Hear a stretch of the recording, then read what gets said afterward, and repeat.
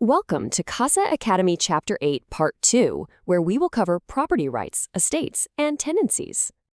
Okay, let's dive right into this. Today, we're tackling one of the most common and frankly, most frustrating issues you'll run into in real estate transactions.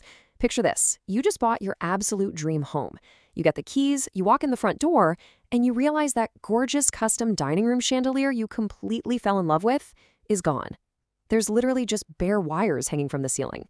Well, this brings us to a classic real estate problem. It's the confusion and sometimes the really intense disputes over figuring out whether an item is personal property that the old owner is perfectly allowed to pack up and take with them, or if it's a permanent fixture that legally has to stay with the house. Understanding this distinction is absolutely crucial. It directly affects what a buyer expects to get and what a seller is obligated to leave behind. And trust me, getting this wrong can completely derail a transaction. So, here is our roadmap for today's explainer. First, we'll look at personal property versus fixtures. Second, the IRMA legal test. Third, commercial trade fixtures. And finally, avoiding real estate disputes. All right, jumping into Section 1, personal property versus fixtures.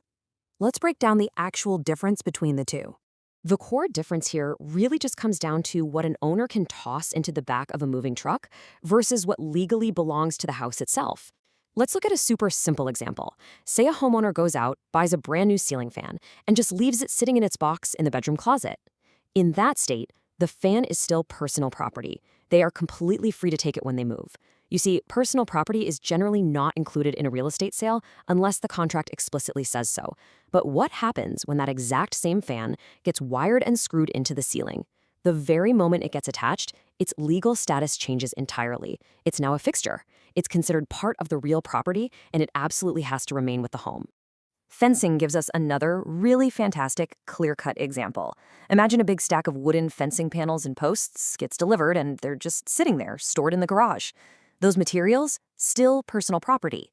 The seller can load them up and drive away, no problem. However, the second those posts are sunk into the ground and that fence is physically attached to the land, it legally transforms. It becomes a permanent fixture and is automatically included with the sale of the property. Now, some of these situations are super straightforward, right? But others, well, they can be incredibly difficult to evaluate. This is where things start to get pretty interesting. For instance, a standard freestanding refrigerator is almost always going to be considered personal property. You unplug it, you roll it out, you're done. But what if that refrigerator has been built in with these beautiful custom panels specifically designed to perfectly match the kitchen cabinets? I mean, it looks entirely integrated. So has it become a permanent part of the kitchen? This gray area is exactly where buyers and sellers start pointing fingers and arguing. Or try to imagine this complex scenario. You've got a professionally designed landscape where a massive, heavy, decorative fountain serves as the grand centerpiece of the backyard. It's not just sitting on the grass. It's surrounded by permanent hardscaping. It's illuminated by professionally installed hardwired lighting. Is that fountain still personal property just because it's technically a standalone water feature? Or has all that surrounding integration caused it to become a fixture? Questions exactly like these are the exact reason fixture disputes occasionally end up in front of a judge. Which brings us nicely to Section 2. The IRMA legal test and how courts actually go about deciding these messy disputes. When these gray areas cause legal battles, courts rely on a highly effective and pretty easy to remember acronym to classify the property: IRMA. It stands for Intent of the Parties, Relationship of the Parties, Method of Annexation, and Adaptation of the Article. Let's break down exactly what each of these means. Courts almost always start by examining the intent of the parties. To figure out what everyone was thinking, the court is going to look at hard evidence. We're talking advertising materials, the MLS listings, photographs, written emails, all of it. Think back to that fountain example we just talked about. If the real estate marketing heavily promoted the professionally designed landscaping and featured these gorgeous, glowing nighttime photos specifically showing off that fountain, well, a court is very likely to say, look, the seller clearly intended for this to be a core feature of the property, and that means it stays as a fixture. The second letter in our IRMA test is R, for the relationship of the parties. It's really interesting because the rules applied between a traditional buyer and seller can actually differ from those applied between a landlord and a tenant. For example, if a residential tenant decides on their own to install a new ceiling fan in their rental house just to keep cool, the lease agreement is what dictates what happens to it. Without specific permission outlined in that lease, the tenant might actually lose their fan to the landlord when they move out. And speaking of important specifics to keep track of, your verification code is 159877. Jot that down, and let's move on to the next letter. Next up is the M, which stands for method of annexation. This is where courts get highly practical. They look at exactly how the item is attached. Was it permanently installed? Would you need heavy power tools to pry it off the wall? And most importantly, would removing it cause actual physical damage to the property? The more permanently attached something seems, the more likely a court will classify it as a permanent fixture. For example, if a dispute arises over a structural item, say, like one documented in property file number 74512, the court is going to get up close and personal with the bolts, the wiring, the masonry. They want to see if removing it would fundamentally damage the wall it's attached to. Because if taking it down breaks the house, it usually stays with the house.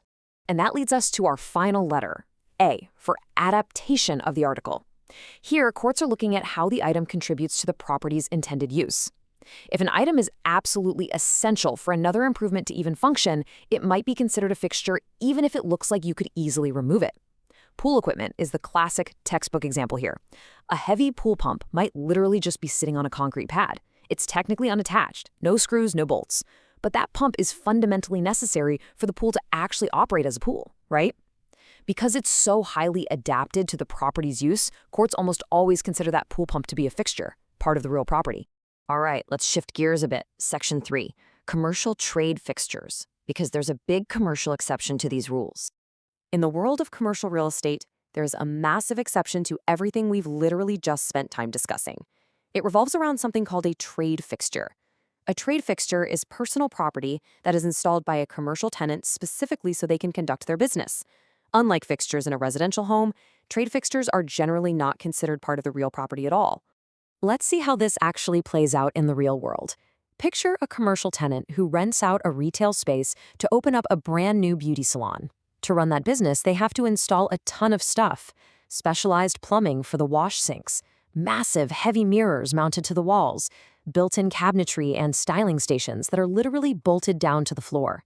Now, in a residential home, doing all that would definitely trigger the IRMA test, and those things would become permanent real property. But here, they are trade fixtures. Because they were installed strictly for business purposes, the commercial tenant is typically perfectly allowed to unbolt them, rip them out, and take them to their next location when their lease is up. Which brings us to our final topic, Section 4, avoiding real estate disputes. Let's talk about how to prevent these arguments before they even begin. Now that we know exactly how courts view fixtures, let's bring the focus back to your primary goal, avoiding the court system entirely. The absolute most important takeaway from this explainer is that fixture disputes are almost 100% preventable through proactive communication and really careful contract drafting. First, address potential problem items early on. If you're walking through a house and see a totally custom fridge or an antique chandelier, point it out and talk about it immediately. Second, if a buyer expects a specific item to stay with the property, it has to be clearly identified as an inclusion in the written contract.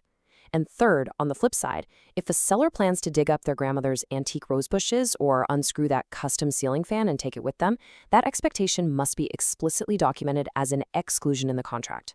It really all boils down to this one golden rule. When in doubt, identify important items in the contract. Never ever rely on verbal assumptions. Don't just guess what the IRE test might say. If it is written down, both parties understand exactly what stays with the property and what gets packed up in the moving truck, which keeps the entire transaction perfectly smooth. So the next time you're looking at a listing, ask yourself, if you could physically turn the house upside down and shake it, what falls out and what stays attached? And more importantly, is it clearly written in the contract?